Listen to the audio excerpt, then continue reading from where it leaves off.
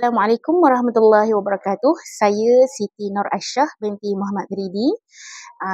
Nombor matrik saya adalah 9506050452520002 dan saya mengambil jurusan Jazah Sarjana Muda dalam pengajaran pendidikan rendah di OUM berpusatkan di Taiping. Dan juga saya merupakan seorang guru dan memegang portfolio panitia akademik di Ma'had Tahfiz Al-Quran wal Qiraat Ad-Din 13 Kampung Buaya. Assalamualaikum warahmatullahi wabarakatuh. Saya Nurul Janati Jihad binti Ismail, merupakan guru Ma'had Tahfiz Al-Quran wal Qiraat Ad-Din 13 dan juga merupakan memegang portfolio panitia maddah di sekolah.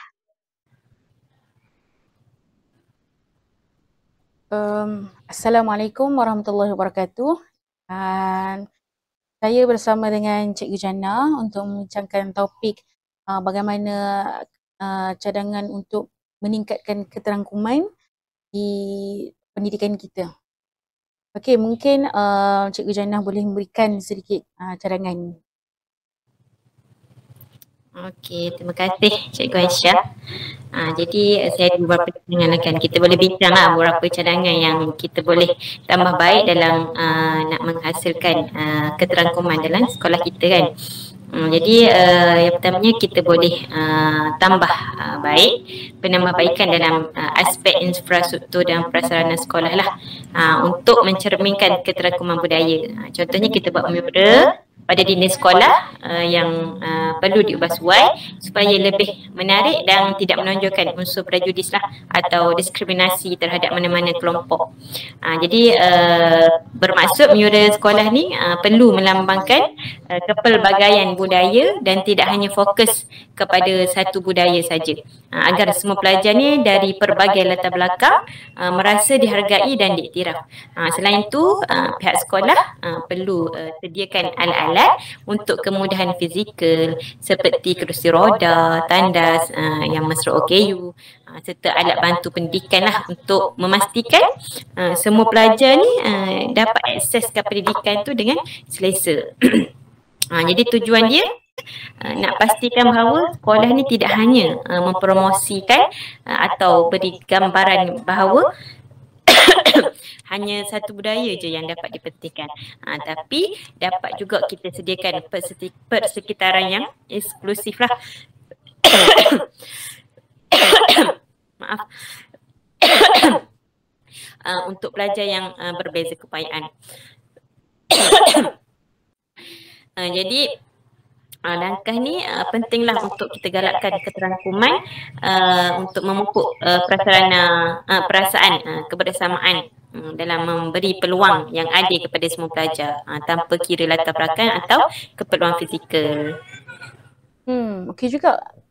Mungkin saya pun ada satu cadangan, iaitu saya bercadang untuk mengatakan program-program yang bertujuan meningkatkan kesejahteraan emosi pelajar ni.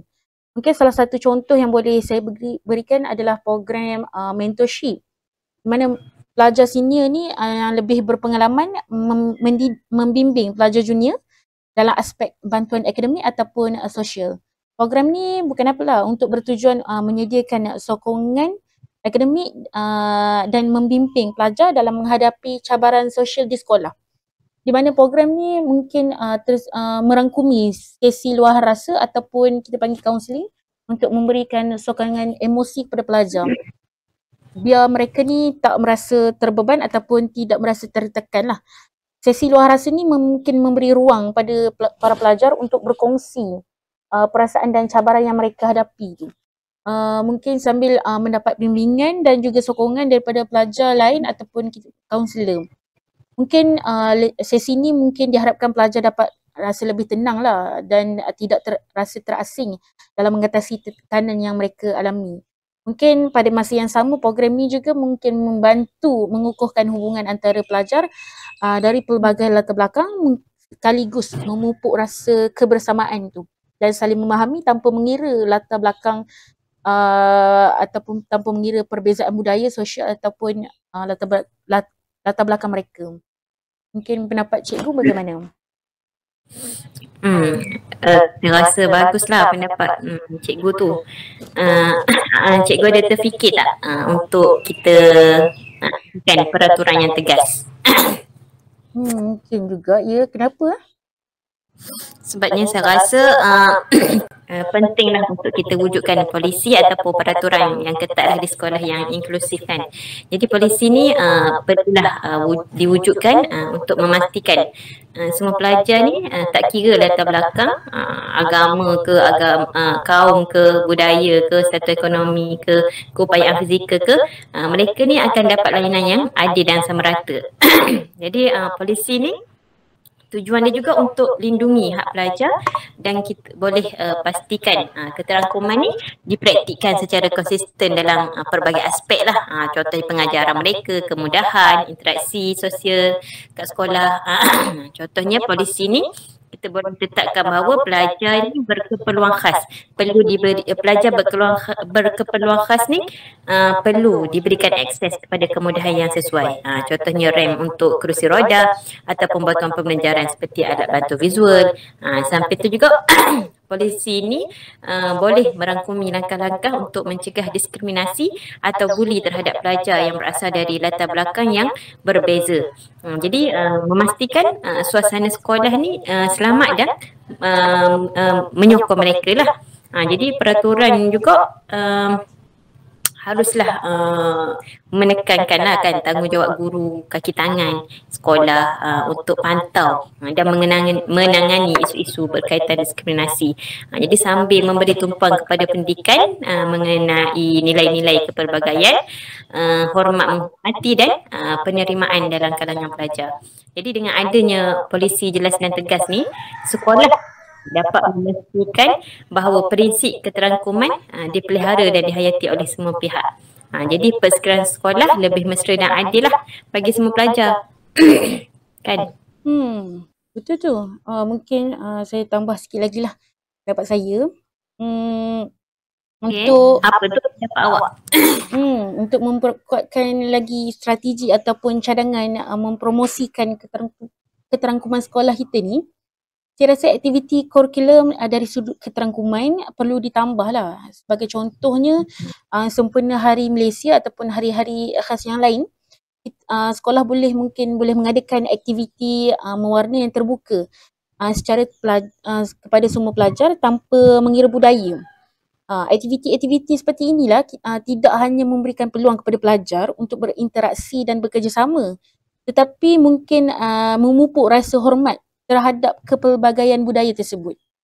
Mungkin selain itu, aktiviti yang melibatkan seni seperti menari, berlakon ataupun persembahan seni yang lain yang menampilkan pelbagai budaya yang boleh dijalankan.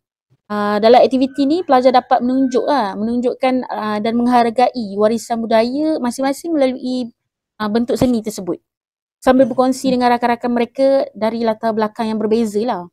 Aktiviti-aktiviti seni ni mungkin dapat menjadi medium untuk menonjolkan keterangkuman, mana semua budaya ni diiktiraf dan diraih secara seimbang.